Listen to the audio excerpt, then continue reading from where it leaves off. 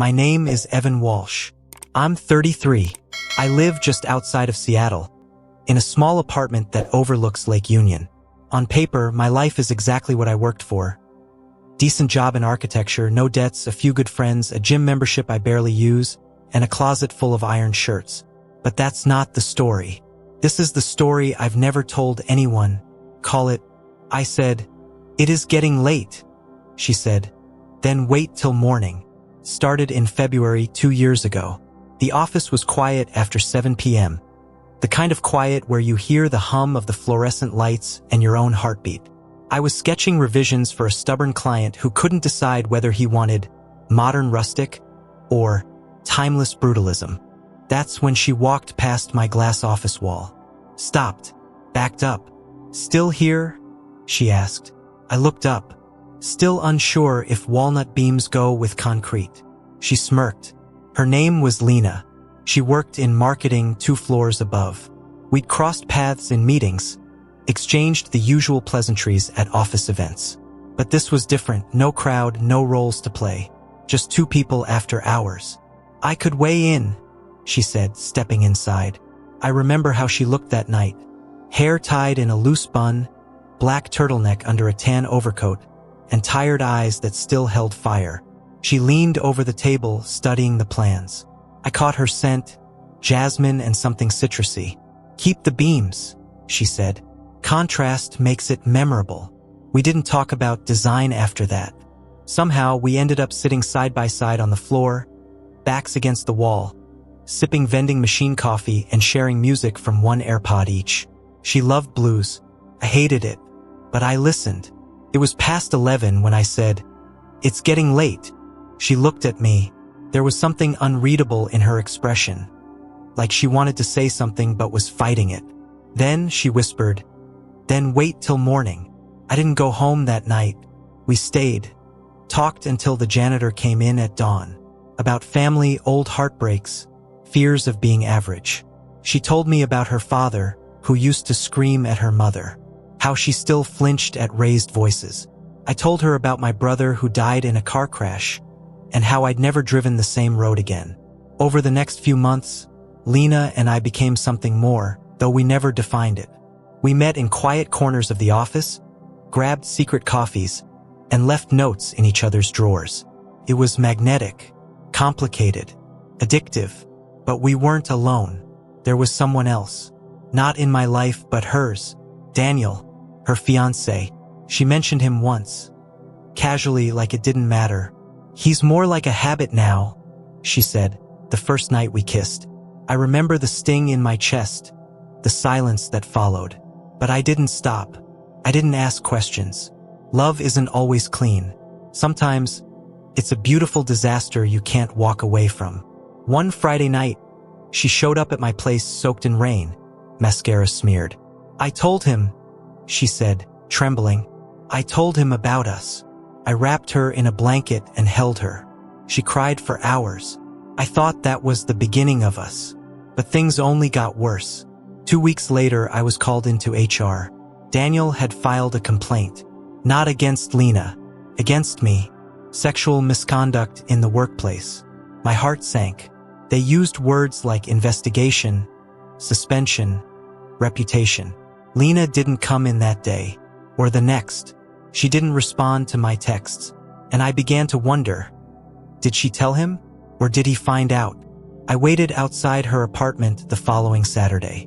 When she finally came out, she looked empty. "I'm sorry, Evan," she said. "I didn't think it would get this far." "What did you tell them?" I asked. She couldn't meet my eyes. "Nothing." I froze. "Daniel's father is on the board. He's pulling strings." My world collapsed. "I could lose everything," I said, voice cracking. "I know," she whispered. "So could I." And then she disappeared, quit her job, moved out of her apartment. No trace. I was cleared a month later. No evidence. No witnesses. Just a stain on my name that never quite washed off. I kept working, numbly, existing more than living. 6 months passed. Then, one morning, I received a letter. No return address. Just my name in handwriting I knew too well. Evan, if I had been braver, none of this would have happened. But I wasn't. I let someone else write the ending of our story. I wish I had waited till morning, every morning. Yours. Inside was a folded photo. Us on the floor, backs against the wall, smiling. She had secretly set a timer on her phone that night. And just like that, the silence screamed.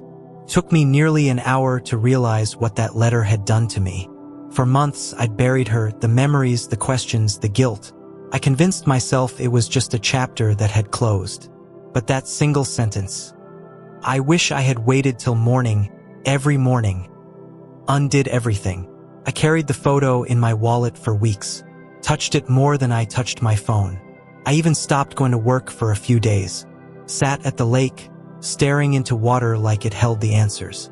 Where did she go? Why leave without a fight? Did she still love me? I needed closure, maybe forgiveness, maybe both. So I searched. It started with her old friends at the office. Most hadn't heard from her. One remembered she used to talk about a bookstore in Port Townsend she loved. Like an escape from her real life. That was enough. I drove there on a rainy Tuesday afternoon.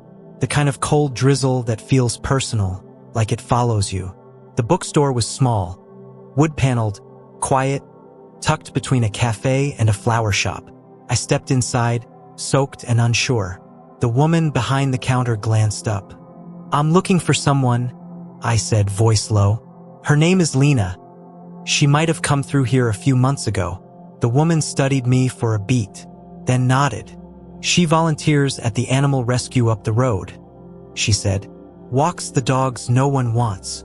I found her in the back lot, wrapped in a navy raincoat, leading an old German shepherd named Max around a puddle. Her face was thinner, her hair shorter, but it was her. She saw me before I called her name. We stood still for a long moment, the rain making everything blur. Then she smiled softly, like a wound healing. I wondered if you'd come, she said. We walked by the water that night. No excuses, no blaming, just truth. I left because I didn't know how to fight for you, she confessed. Daniel made me believe I was poison, that I destroy people I love. You didn't destroy me, I said. You hurt me, but you didn't destroy me. She looked up. You deserved someone who chose you without fear. I didn't want perfect. I wanted us. She reached into her coat and pulled out a copy of the same photo I had. I kept this too, she said. Even when I hated myself. I spent the weekend in Port Townsend. We didn't touch, didn't kiss, just talked, walked, let the pain breathe. On Sunday morning, as I packed to leave, she stood by the window. You once said, "It's getting late," she whispered, "and I asked you to wait till morning." I turned. She was crying but smiling. I've been waiting ever since, she said. We didn't jump back into love. That would have been too easy, too cheap. Instead, we started something slower, deeper. I came up every weekend. She visited once a month. Eventually, she moved back, but not with me. She got her own place, got a job at a nonprofit. And then one night, over dinner, she reached across the table and said, "Now, I'm ready to wait every morning with you." Love isn't always about timing. Sometimes it's about the willingness to stay in the room, even when it's dark, even when the walls are shaking. And if you're lucky, someone will say the words you've been aching to hear, not when it's convenient, but when it matters most. I've learned this. Sometimes the most powerful kind of love isn't the one that sweeps in loudly. It's the kind that quietly returns and stays.